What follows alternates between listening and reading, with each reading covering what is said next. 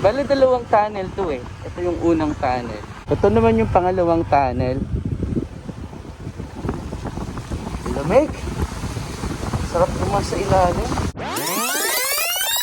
Dahil bukas pa magsisimula ang seminar o ang training dito sa Baguio, may oras pa para mabisita ko yung mga lugar na gusto kong puntahan dito at gusto kong balikan. Sa ngayon, magdadagdag lang muna ako ng hangin ng gulong ng ating motorsiklo gamit ang aking portable tire inflator. Okay. Ang una kong pupuntahan ay yung Asin Tunnel na 20 kilometers mula dito sa Teachers Camp. At 44 minutes daw ang biyahe ayon kay Google Map. Pupuntahan ko na yung Asin Road, Asin Tunnel.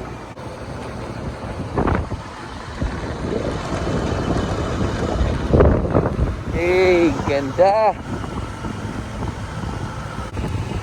Ganito yung dadaanan pababa ng Asin Tunnel. Puro pababa.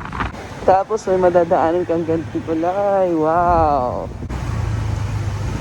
Welcome to Sitio. Ano na to? Lasong. Sitio Lasong. Right, ito na yung tunnel. Bale, dalawang tunnel to eh. Ito yung unang tunnel.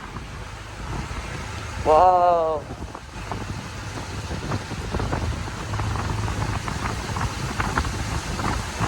Sarap gumawin dito. Yay! First tunnel yon.